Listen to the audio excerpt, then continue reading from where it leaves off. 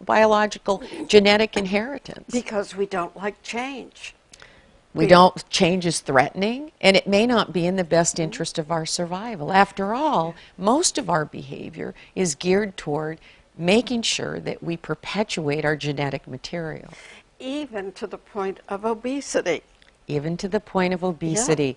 Yeah. You know, and I write about these predispositions that we have, and I use Oprah Winfrey as an example because I watch her get large, the large Oprah, the thin Oprah, the large Oprah, the thin Oprah. Trailing the thing with her fat in it. Yes, and we all have the image. We all have the image, and she is one of the most powerful, willful, strong, and resourceful people. She's surrounded by cooks, trainers, psychological counselors, a staff that will remove all the donuts in the office before she arrives, and yet she cannot lose the weight. And I have an explanation for that from a genetic standpoint, and that is that during times of food and water scarcity, those humans, early ancestors, and those humans that were the highest calorie-seeking organisms and that survived. They survived.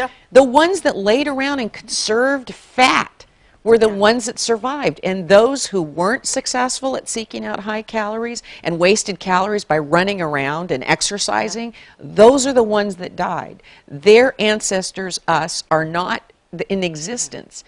So the problem is not whether we're a high-calorie seeking organism. The problem is the food that's available. In those times, it would have taken 20 dump trucks of apples to become morbidly obese, and there were no orchards, and there was no way to get that many apples.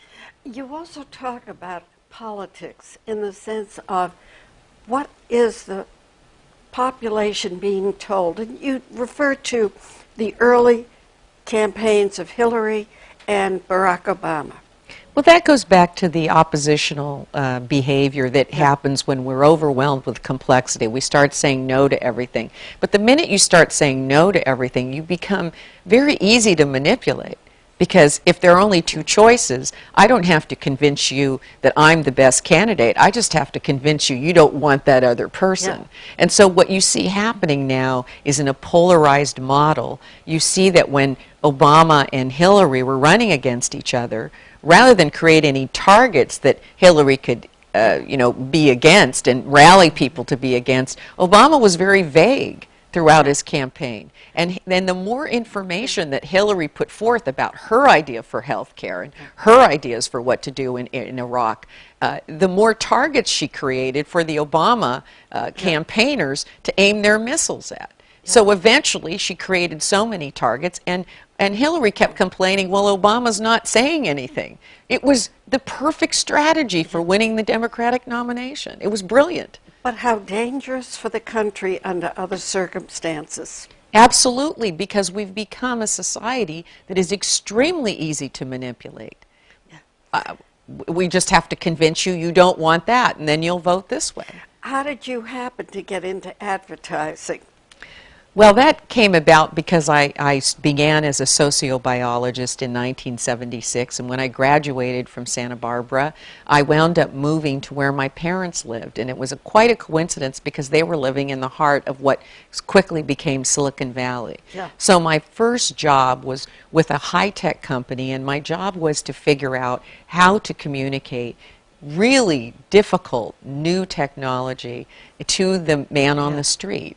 And I was able to use what I knew about what motivated the man on the street to change and to adapt to new technology in order to do the job. They called it marketing in those days. Did that frighten you in a way that you could manipulate people that you put into the book, The Watchman's Rattle? Absolutely. My job was to convince you that if you didn't have these technological tools, you would fall behind, you would be unhappy, you wouldn't be competitive. This was my entire job, and I used what I knew about the human predispositions, our biological predispositions, in order to introduce new technology. Okay, so how do we think our way out of extinction? Well, when we look at the pattern of earlier civilizations, we know that there were certain tools they didn't have that we have today. And while talking here today, I sound a bit like a doomsdayer. I want to say that I'm very optimistic that we need not go in that direction, because for the first time, we have models for high rates of failure where we can't pick the right solutions from the wrong solutions. And for example, I use the venture capital industry in my book. Medford. Yeah. Right. I mean, people look at venture capital and they think that they're models for success. Actually, they're experts at failure. For every 100 companies they invest in, they only expect 10 or 15 to do well and the others to fail. But those successes on Wall Street quickly dwarf the failures. And they know that no amount of due diligence that they do is going to allow them to pick it better than that. And in many ways, when we're up against a complex problem like the Gulf oil spill, for example, we're not going to be able to call the solution. A definition of complexity is there are more wrong choices than there are right choices. So what makes us think, even if we get all the smartest people in the room, we're going to call it exactly right? And in fact, in the case of the Gulf oil spill, we didn't call it right. We dropped a concrete box on the top of the hole. 30 days later, we found out that didn't work. Then all the smart people said, well, we should drill through the side and siphon off some of the pressure. That didn't work. And then, fortunately, the third or fourth solution we came up with was static kill, and we were able to plug the hole. But we should have gone about this differently. When faced with a really urgent problem like that, we have to act like venture capitalists and use a high failure rate model by going after all the solutions and expecting that a large percentage of them will fail, but those that succeed will plug the hole much quicker than trying to call it right and doing them one at a time. Is this part of human nature, needing solutions so quickly? I think we just don't understand that we're not good pickers anymore. We're not going to pick the solution correctly the first time out, and maybe not the 10th time out. What about your word insight? Well, this is the second tool. For the first time since humans have walked the planet, we can put skull caps on top of people's heads and observe what happens when they reach a point at which problems are too complex to solve. And we've noticed that you use your left brain, which has been evolving for many, many hundreds of millions of years, and your right brain, and eventually the problem is just too complicated for those two methods that have evolved to solve.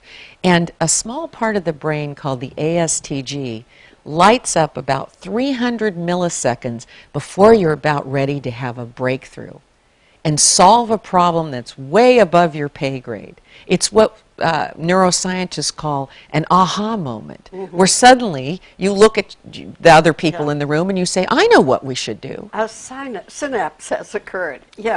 You connect data. Out of all the experience you have and everything you've learned, you manage to isolate the few pieces that need to be connected to produce a brilliant solution. And if you think about this, this is the thing that legends and mythology are made out of. And we talk about Newton getting hit in the head with an apple, or Archimedes sitting in the tub and water flowing over the side and suddenly discovering displacement theory. We've heard about this, but we haven't understood the mechanism, the real mechanism that goes on inside the human brain. And it seems as though there's a third form of problem solving, which is ideally matched to highly complex environments. Yeah. Nuclear is not the way out. No.